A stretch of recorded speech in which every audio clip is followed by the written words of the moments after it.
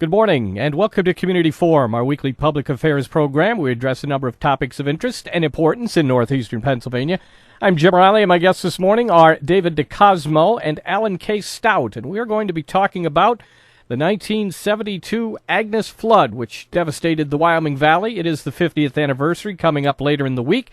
There are some special things going on in the community. We'll talk to David about his memories of being on the front lines of the news coverage of that storm.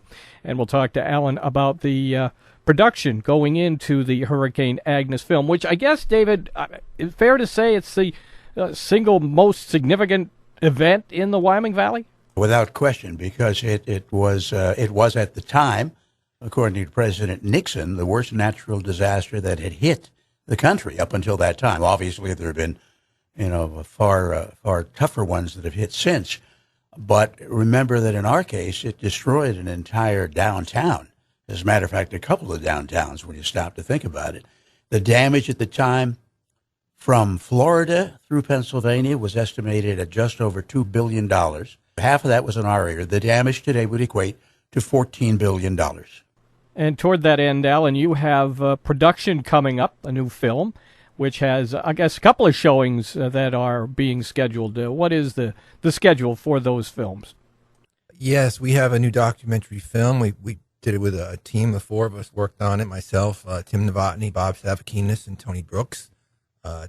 Tony was a historical consultant, Bob was co-director, and Tim was director and editor. And it will premiere at the FM Kirby Center on June 23rd, which is the 50th anniversary to the day of when Agnes hit. Well, it had been raining a few days prior, right, but that was the day of the flood. And it will also show on the 29th. There's two showings on June 29th. There are still tickets available as of when we are recording this for the 29th, for both 1 p.m. and for 7:30 p.m. What went into the collection of all the video footage and the movies? David, maybe you can interject here on how much footage there may be out there. How did you guys come up with the archival highlights that you used in this film? I think you have to remember that, first of all, people weren't shooting videotape at that time, right, so people didn't have camcorders at home. Those that did have movie-making devices, chances are there were 8mm movies.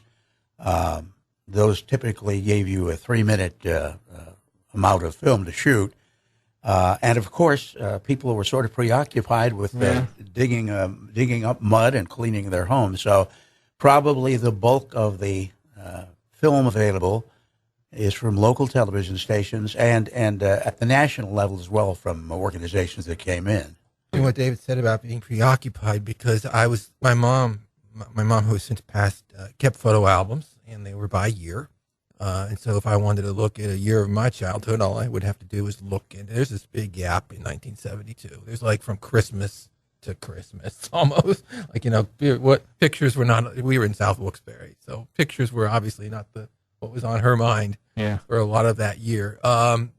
David's correct, obviously. What we were able to do, though, I think for the first time was, yes, WNEP may have had some footage and WBRE may have had some footage, and they did. Obviously they did, and they've done nice retrospectives on Agnes over the years, all the local TV stations. But we thought it would be unique to ask them if we could have it, to put it all together so that we had the best clips from all of the local TV stations. And then we did reach out to the national news and wound up licensing some network footage.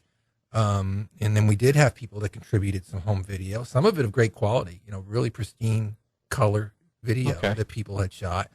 There were 4 books that were published after Agnes, at least in our region. There may have been others in other parts of the country, but there were 4 books that really, focused on the damage and the destruction here in Luzerne County. And we got permission to use all of those pictures.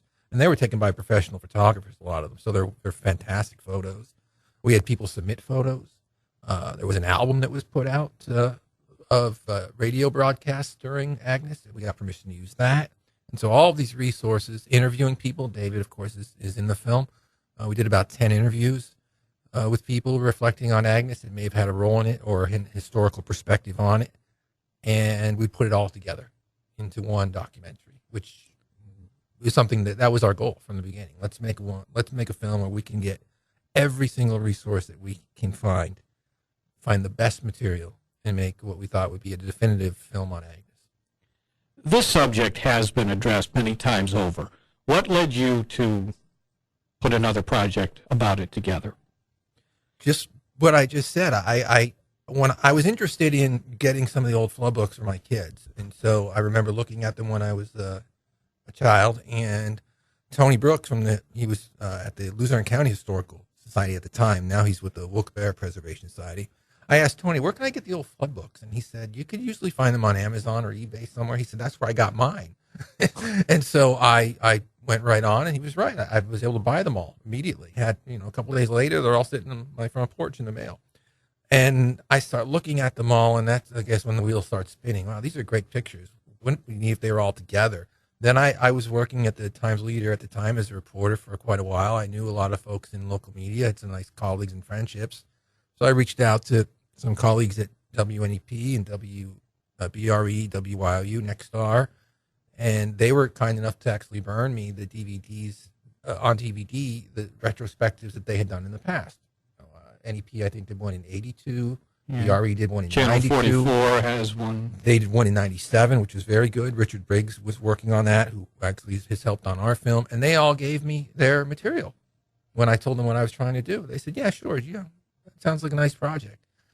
All they wanted was a credit in the closing credits, a thank you, which we're more than happy to give them, obviously. And so all of a sudden, everything started coming together. You've got these pictures from these books, which we did reach out to the people that published the books and got permission from them or their children if they had passed on.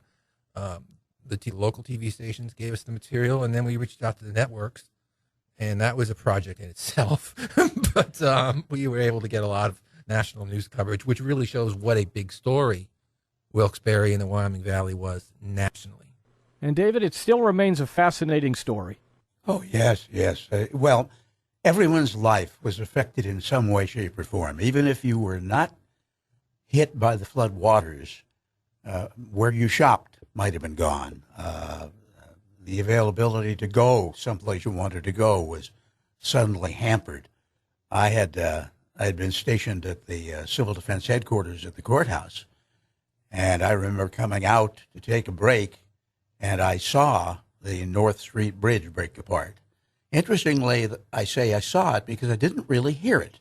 The water was so loud that you could hear a little crumbling, but to see the water over the bridge and then suddenly see pieces of the bridge floating away was quite a shock.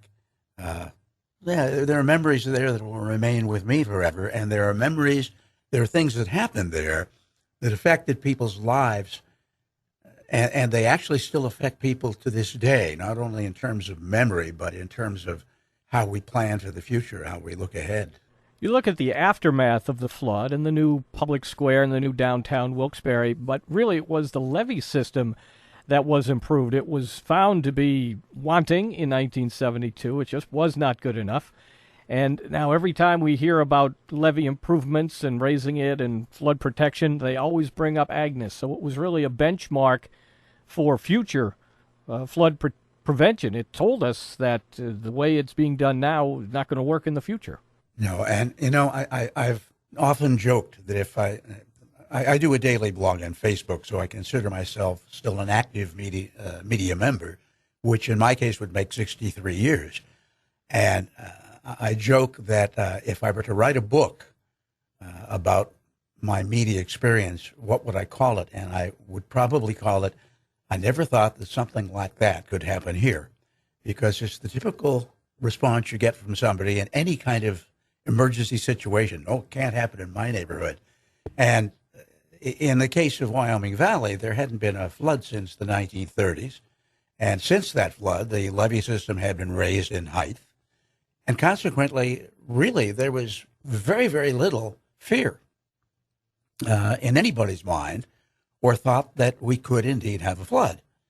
Now, in the years since Agnes, and keep in mind the levees were raised after Agnes, but not in a week, not in a day. Yeah. It took more like 10 years. And now that they're raised, people perhaps may have another false sense of confidence. But the fact of the matter is, Mother Nature doesn't recognize our parameters, and Mother Nature may give us a flood that is higher than the waters we saw in Agnes. As a matter of fact, we've had at least one occasion, I think two, since 1972 when waters actually got higher. But the levee system now raised protected Wyoming Valley. On the other hand, when you raise the levees here, the water goes somewhere else, Yes. and so other areas not affected, perhaps even in Agnes, may now be affected. There's no guarantee that you're going to protect yourself against another emergency like that.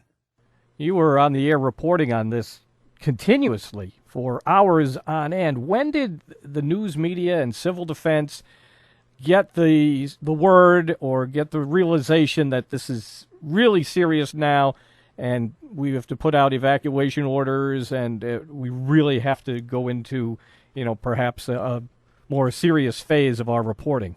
Because you're featured pretty prominently in some of these films. They have your radio broadcast. Here's David DeCosmo telling everybody to get out of their homes. I said in 60-some years, my most remembered lines will be, get out now. When it hit me, and let me back up real quick, keep in mind that civil defense, while it dealt with natural disasters, was primarily designed to protect people during the Cold War and the fear of a possible nuclear attack. And consequently, the Civil Defense Headquarters in Luzerne County was in the sub-basement of the Luzerne County Courthouse. People know the Luzerne County Courthouse has a basement. Not everyone knows it has a sub-basement, another story lower than that basement. And that's where the headquarters was, because as a fallout shelter, it was absolutely fantastic. As headquarters during a flood, it was not perhaps the best choice. Right next to the river. Yeah, right next to the river. And I'm in my little room there. I've gone over there because we had a two-way radio linking my radio station with civil defense. And I thought, rather than call and bother them, let me go there and send reports back. Well, as it turns out, the only thing civil defense didn't have was a public information officer. And I was recruited to take over that job. My boss, Roy Morgan, who owned WILK at the time, said, yeah, go ahead, do it. And I'm calling back reports from this little, basically a very large closet-sized room. And the drain in the floor became a fountain. Water started to come up. And I went and reported that, and the word came out pretty quickly. We're going to have to move. First, we moved upstairs, but then we had to go even further. And a side note, Commissioner Ethel Price said, Dave, help me move some boxes as we're moving out of the sub-basement. So I helped her. There's a female county commissioner and a radio newsman moving some boxes from the sub-basement up a floor or two. And she was the one that told me some of those boxes had documents signed by Ben Franklin, because that was the repository for all these old records, some of which were signed by then State Treasury Secretary Ben Franklin back in the 1700s. Oh, wow. So he's probably saved some valuable documents, which are now stored Lord knows where. Yeah. Mentioned a little bit ago how you are featured in some of these historic footage. One of your radio reports is being used. Were you the only one in on this? When I was booking this show and asking around who a good guest would be, your name kept coming up. Was anyone else involved in this at the time? I'm the last one left, I guess. Well, I wouldn't go that far, but Pardon me. Actually, I have to give great credit to a man who helped me get started in the business. That was Ron Gilinardo, who went by the radio name Ron J. at WAZL in Hazleton. And as the river got higher and we were broadcasting emergency reports, Ron called me and said, David, if your station will give us permission, we will pick up your signal and rebroadcast it throughout our area. And that gave me the idea to contact other radio stations. And so we put together a network of 13 area radio stations that at 1:15 did a 5-minute network broadcast all about the flood. That went on for a week, perhaps 2 weeks. The timeline sort of leaves me now. But there were many volunteers that took shifts on that network. But that pretty much started after the realization that the flood was going to happen. We thought we could beat the river. The late Tony Massard wrote a book about the flood. And I took issue with him on one particular section of that book where he suggested that we could have evacuated on the 22nd. And in fact, some areas did. I think it was Plymouth was Thursday Plymouth, night. and I think the low-lying areas of Plains Township. Mhm. But if we would have evacuated on the 22nd, it certainly wouldn't have been until later in the day. So in essence, you would have had an evacuation at night, which General Townend, who was the director of civil defense, thought would have been very dangerous. Plus, It's a lot of traffic, too. a lot of traffic starting to hit nighttime hours, nothing sort of pre-planned. And there was also the chance, we thought at that time, to sandbag the dikes and perhaps stay ahead of the river.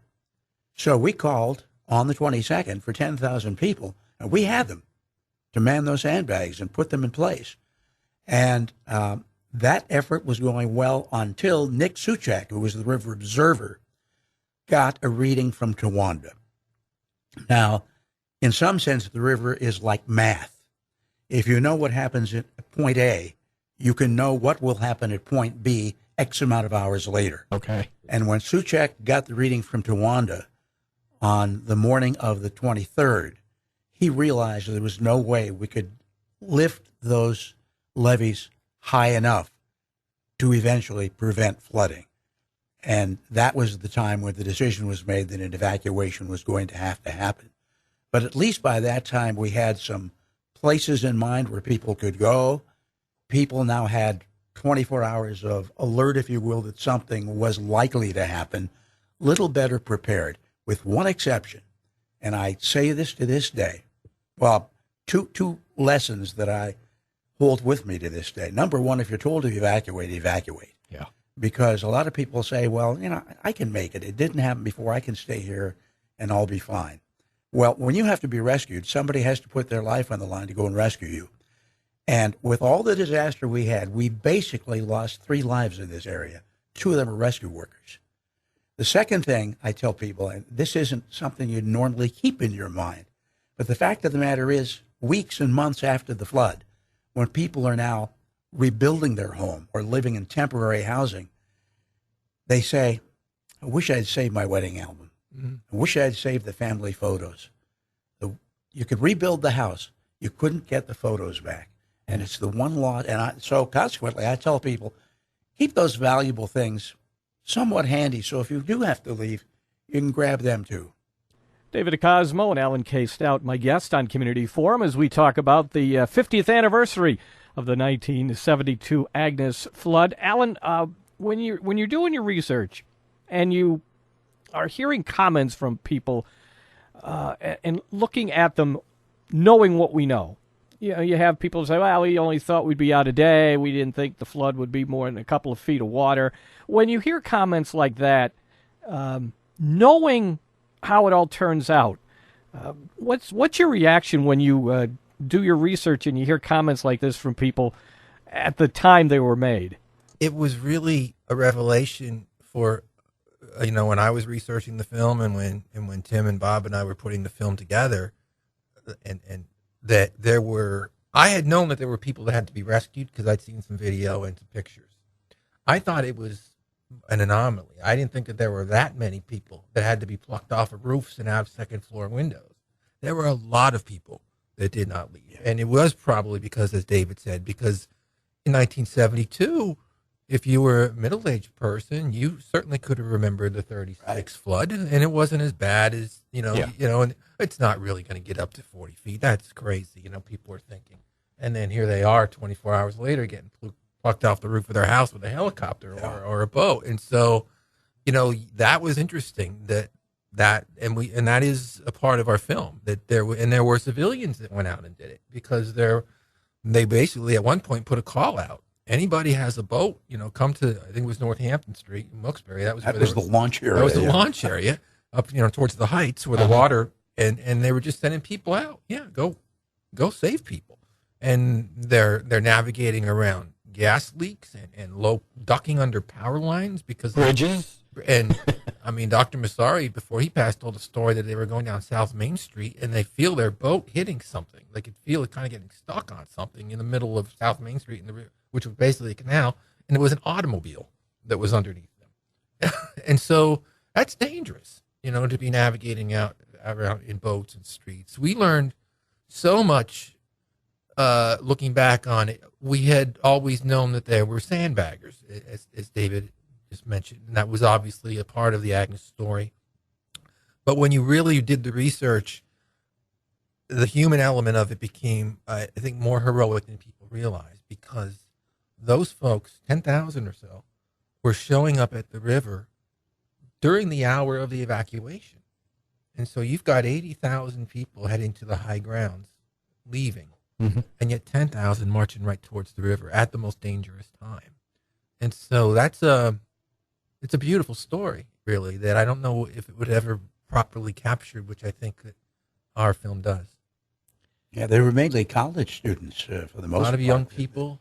It came down to man those. And there was this generational thing, too, where, Dr. Massari wrote about in his book, and we got a wonderful clip from one of the National News Archives of a gentleman talking about it, how there was a great generation gap at that time. There was probably never more of a generation gap in this country than there was in the late 60s That's and true. early 70s. 1972 was stressful. Yeah, I mean, imagine Archie Bunker and Mike Stivic living in the same house. Those were the people that were sandbagging together, in a way, right? You're right. And it You're brought these generations together, and this beautiful sense of looking at each other in a different way happened, and they are all on the same team. Yeah, we that flood revealed something, that we had a lot of heroes in this area, and that flood, the heroism was from the sandbaggers to people leading us back afterwards to help us. One of the things that General Townend had us do before anybody was allowed back, the media was allowed in Army Deuce and a Half, so those big trucks. And one of the things General Townend asked us to do was, please paint a word picture to people as to what they're going to see when they come back, because he wanted them pre-warned to have some emotional readiness to see what they were going to see. He felt that was very important, rather than just coming in and seeing it, to first of all have people hear from broadcasters and read in newspapers some of what they were going to face, and gave them a little bit of a heads up, as it were. Then, of course, the people, I say the people that saved us in the long run of comeback, two gigantic names, Congressman Dan Flood and Frank Carlucci. Frank Carlucci was President Nixon's personal representative in this area. He was a Valley native, went to Wyoming Seminary, a very professional government man, headed the CIA for a while, Office of Management and Budget. And he, if there was something that was needed here, that was needed at the federal level, he had President Nixon's ear. He could go right to him. And from the local standpoint and the news media standpoint, he had an open door policy. We could go in anytime and ask anything. He'd either give us the answer or find the answer for us. Those two names, you talked about helicopters, Alan. Congressman Dan Flood was head of the Military Appropriations Committee. He saw to it that the military got the money they needed. So when he needed helicopters, he said, I need them, and we had them. Those two names stand out. And a lot of heroes, and a lot of heroes at all kinds of level, but from the leadership level, if you will, and of course General Townend and such. Has this become sort of a nostalgic thing? For as serious as it was, people lost homes and the suicide rate skyrocketed, as serious as it was, has it taken on sort of a nostalgic touch? I mean, maybe I'm just speaking as a 9-year-old kid who lived in Scranton, and to me, when I see these films, I see the old cars, and I remember Fowler, Dick, and Walker. I had no other impact to the flood. Is that just me, or is this taking on sort of a nostalgic feel? No, I don't think so. I think that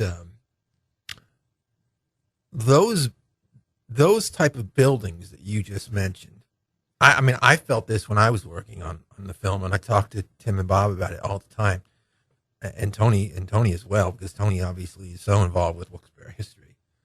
I think that when you see buildings that look the same, your church, your school, Boscov's, the Kirby Center, which is in the movie, it was the Paramount Theater at the time. But, when you see things that you drive by every day, some of the buildings over on River Street or the synagogue on South Main Street, these buildings don't look any different than they did during Agnes.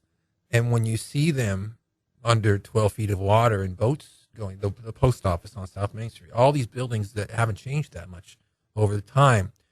It makes you feel more connected to it. You realize this was my hometown. This isn't just, something. Particularly when I say this, I'm thinking about the younger people that are going to see the film. Yeah. If they see their high school, that they went to underwater, or their church, or that public square, it will really, I think, connect with them. That these stories that they've heard their whole lives from their parents and their grandparents, hopefully in our film, they'll really be able to feel it. So nostalgic is, I think, a part of it, because we all have our stories. I could remember being woke up that morning and my mom telling me I had to go, and leaving, and the sirens blaring in the neighborhood, and went up to the hill of Hanover Township, which was like, I actually figured it out recently. It was like 0.9 miles from where we live. It was literally a 5-minute ride, and that's where we stayed, because it was higher. I mean, there were there were places like that where, you didn't have to go up too high.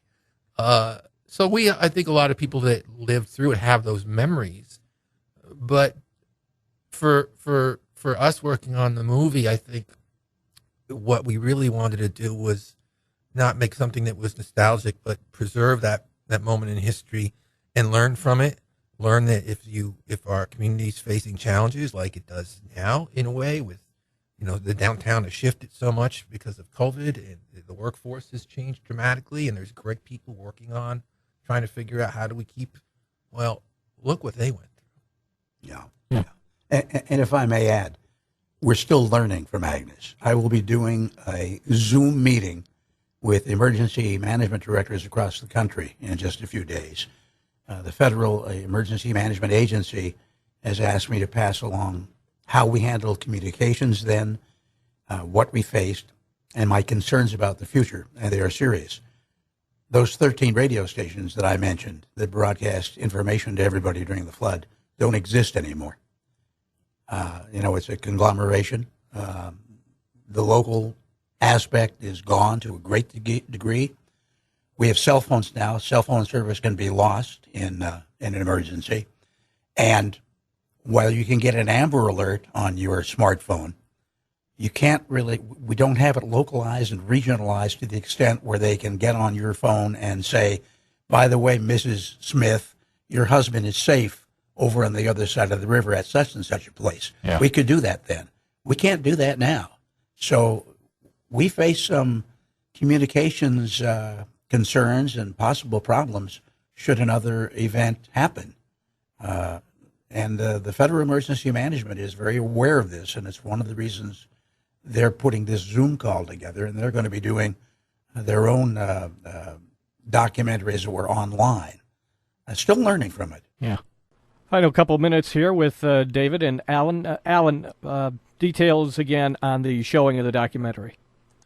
It will be shown at the FM Kirby Center on the anniversary. That show did sell out quickly. We still have tickets available for June 29th, 1 p.m., which we thought would be a nice showing for retirees or stay-at-home parents. Kids are out of school now, obviously, so you can come and show your children this film. It's 90 minutes long, so and like I said, it covers everything from the track of the storm all the way up to some of the heroes that David had mentioned, Congressman Flood and Carlucci, Mee Mathewson. They're all in the film. The show on 7:30 p.m. There's also tickets available for that one on June 29th. And it just really was like a community effort. It was we had sponsors that stepped up. People from our local state legislature, the city of Wilkes-Barre, the 5 local colleges all got behind the film. It was really a great community effort to pull all of these resources together from everything that we could find on the flood, and talk to people like David, who had such an amazing perspective on it, and put something out there that not only will we be showing at the Kirby Center, but this fall we'll be taking out to schools and showing it in our schools. We've already had some great conversations with schools.